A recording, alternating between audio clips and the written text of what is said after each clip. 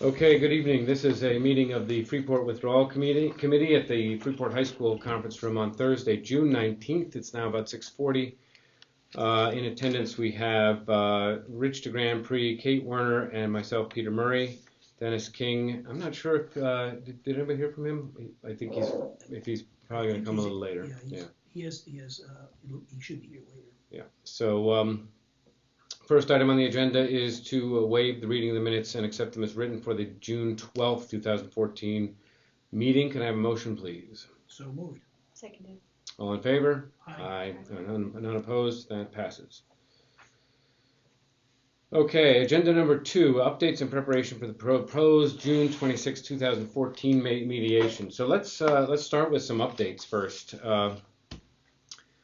Our last meeting was it just last week? God, it seems like forever ago. Since then, we've had there was a town council meeting in Freeport that we need an update on. Any other big things happening that ought to be updated? Well, what we might mention is our upcoming mediation next week. Yep, we'll mention that next. Yeah. I can talk about the town. Why don't we start with the town meeting? Go ahead, Rich, and just give us a. The town council meeting was fairly well attended. It was we had to reschedule it from the community center back to the town hall. So we started out with comments from folks in District 1 because it was a workshop designed for those residents.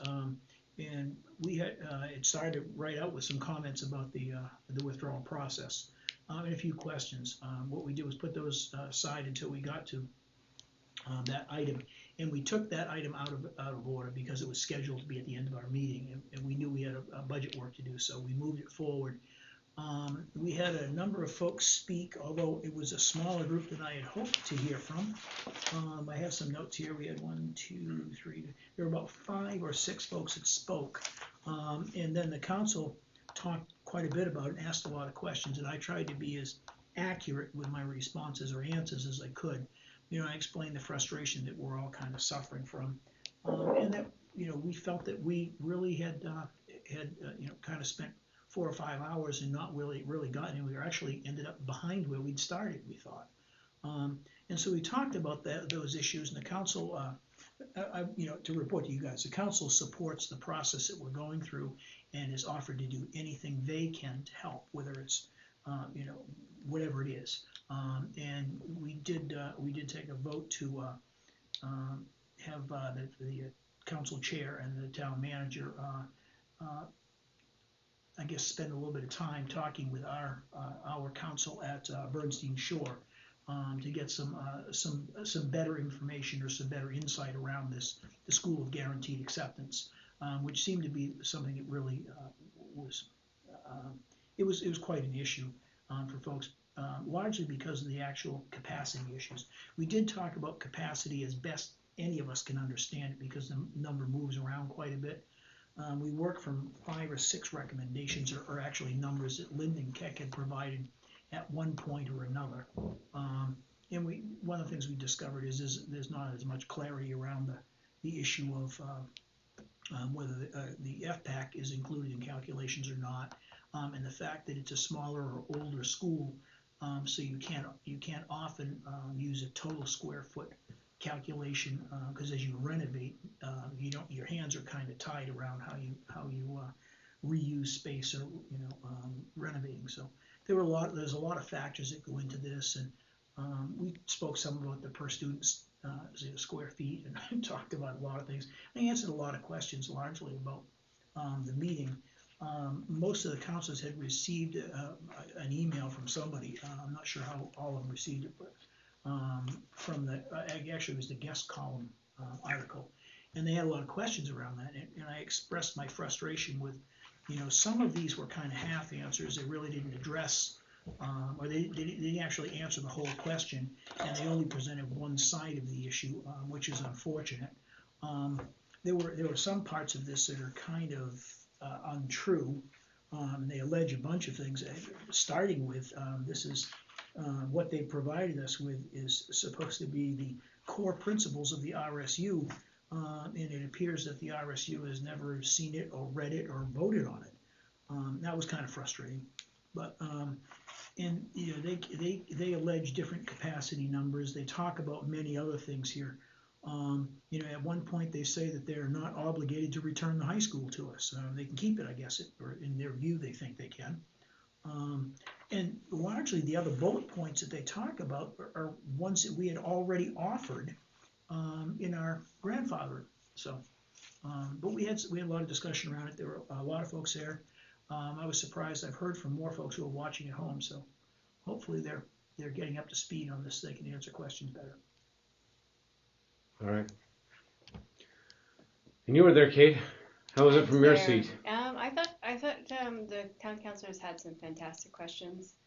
I think they had some suggestions as far as how we can move forward with this, and they supported us, which was very important. That we have their support. That's huge.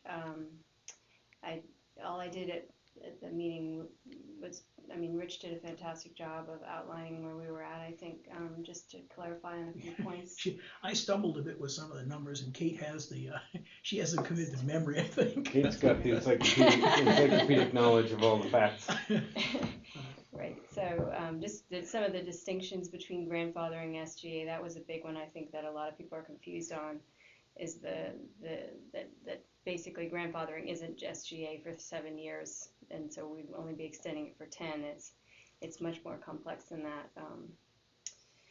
Starting with the fact that it's the whole intent of grandfathering is to make sure that there's continuity, social continuity, educational continuity for these kids, and that's the individual right kids, for the individual rights of the child, of each child that's already in the system. So as they move forward, they may decide that they're not interested in continuing in Freeport school system, at which point the continuity line is broken, and they, in essence, it's a use it or lose it sort of right. So they go away for a period of time. The Freeport school system can definitely accept them back. It's a decision of the Freeport school system to do that. And may in fact do that, but it's not a grandfather. The grandfathering would then expire. So, as far as that, distinguishing that from SGA, where basically we're reserving spots. So it's sort of like building capacity. Yes, right. So you're reserving a seat for them, and that applies to every child in RSU 5. So one child could be there 1 year, another child could fill that seat the next year. You have this influx and then outflow of students that is unpredictable from year to year. It makes the management of a school system very difficult. It's fine when that number is low, because then you already have a lot of flow normally, and so you're not increasing that too much. But when you get to bigger numbers coming in and going out on a year-to-year basis, it makes it very difficult to manage it from a hiring perspective, from a programming perspective, from an administrative perspective, and then you have to consider the renovation and however that number, if that number gets high, then we are controlling the facility that we can ultimately build. We may have to expand. We may not be able to reduce the footprint of the building. So that type of thing was, I thought, great questions. Cool. The other thing I did want to mention, the council was really pretty adamant that we get an answer for the school of guarantee acceptance, and they're willing to ask the question, and they of either or both the DOE and the Attorney General's office. Mm-hmm. It's a statute, should be able to be answered by the Attorney General's office, so they were quite interested in spending money to get that answer. Yeah. And so I've on that point, I've had conversations with Jim called, and Dan, our attorney, and Peter Joseph as well, about coordinating that effort. And what Jim has asked is that we work with Peter and work with Bernstein Shore to get that answer and get the whatever appropriate questions we need clarified with respect to the the nature of the information in the statute, whether it's clear one way, clear the other way, or not clear, right? And let's figure this out and let's get some experts on it. And I think that's part of the dialogue that will go on over the next couple of weeks with the lawyers. So. Yeah, one of the things that like I say, I expressed a lot of frustration around this last night, but there are 11 things we are clearly required to do. So their thought process was clear enough to identify the 11 things required by law. If there's a 12th and they didn't articulate it or couldn't think of it or just thought it up, unfortunately the law's been passed and it requires a change by the legislature. So to at the 11th hour say, oh, there's a number 12 with the School of Guaranteed Acceptance. So the law is the law. We need to read it and understand it. You can't just amend it willy-nilly or say, well, we meant this, or now that we've run into the problem, we think we should do this too. Right. The statute requires 1 year of grandfathering, and that I think acknowledges the fact that it's very difficult to predict beyond that what the numbers might be, and that essentially that makes it difficult to manage a school system. So. But it's also a guide that, if they're requiring 1 year past the withdrawal, they're looking to help ease into some sort of continuity. And I mean, that's the reason we offered the grandfathering, because we think that's critical also.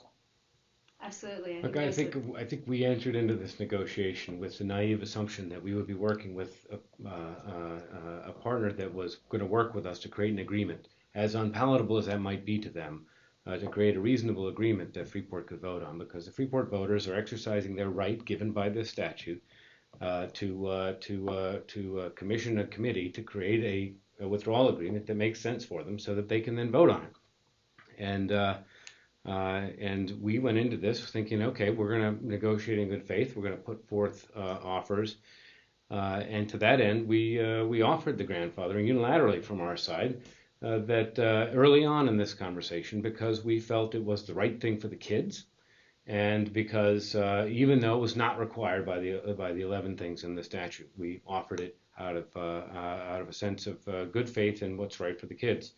And in return, I think we've been told repeatedly that we actually have to figure out how to accommodate all of the kids, and that's we've not gotten any offer officially that is anything different. Now in the press they're saying something about a capped guarantee or something like that, but we haven't heard any offer of that nature when we've been in any kind of negotiation with them. So I think that to my mind, the fact that they're signaling that there's some kind of cap potential that they might talk about is reason to be hopeful that we can talk with them. But the number that they're talking about is not at all reasonable. It's a fact. In fact, it's a de facto School of Guaranteed Acceptance, because it's above our capacity as a physical capacity as a high school, much less whatever programming capacity we may end up with, much less any other decisions we might want to make with respect to how we renovate the building and so forth. So essentially, what they've asked for is a de facto School of Guaranteed Acceptance in this offer that they made in the press there, and we're hopeful that we're going to be able to talk about something much more reasonable than that. But hope is about as far as I can call it, because there's really little evidence of that at this time, and I've been surprised by how one-sided this negotiation has been, in the sense of trying to reach a conclusion that's equitable and reasonable. And for me, when you step back and you look at the situation and you say, you know what, 5 years ago, Freeport voted by a very thin margin, like less than 1% of the vote, to enter into this arrangement. We were reluctant participants at the time, and we were nervous about the information we got. We were nervous about these promises that they made, the threats of penalties and so forth, and all of this stuff didn't come true. There have been no penalties. There never was a bonus handed out. We aren't first in line for expansion projects or renovation projects.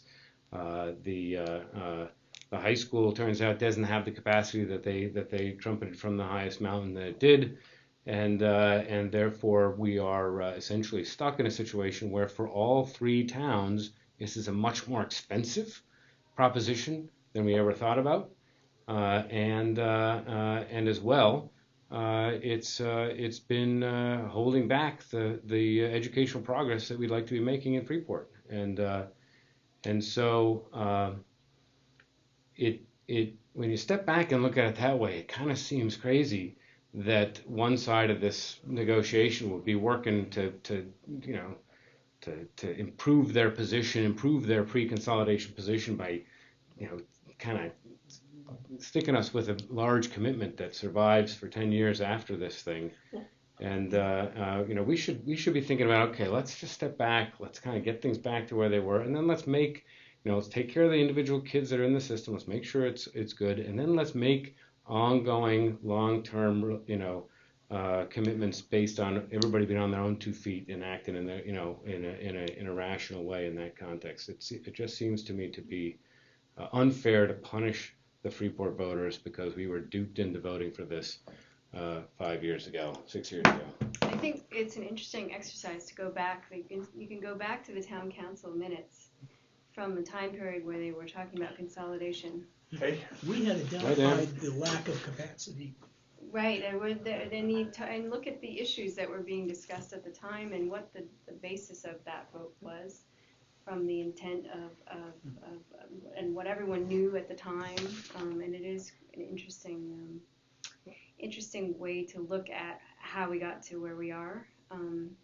But I really appreciated one of the town councilors saying that that he felt that it was really important for the Freeport voters to have the opportunity to vote on a fair agreement, and that's really what it's about. Is the withdrawal statute intends that the Freeport voters get a fair shot, that not an agreement that's been loaded with poison pill to go down, and not one that's unfair overall. If you look at Wiscasset as an example of what you don't want to see happen. Their original agreement was what led them to the mess, and then they were at a point where they spent way too much money to get out. They had a different situation in that the schools that came together didn't have to give up choice. Right. So it was really quite. It must have been. I don't know how that must have been negotiated in the dark.